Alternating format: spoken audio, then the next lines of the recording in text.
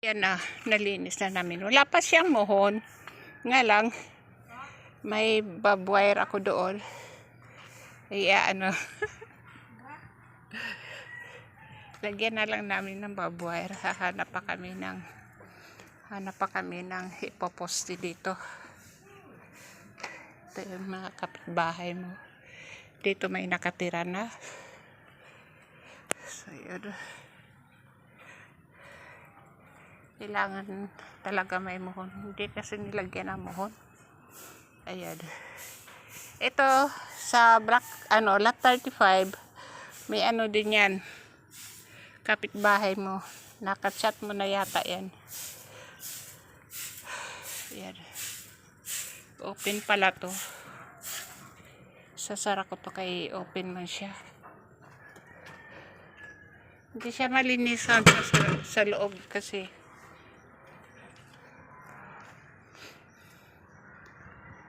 Sarado pa.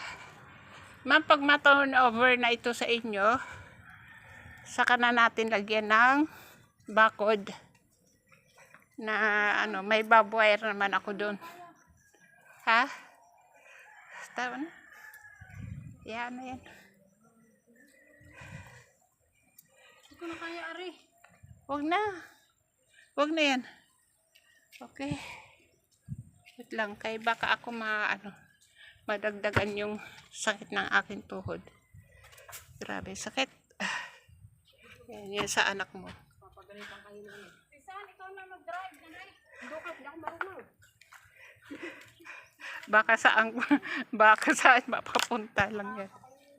Ayan, naambon kasi, kaya balikan na lang tong linisan uli, walisan.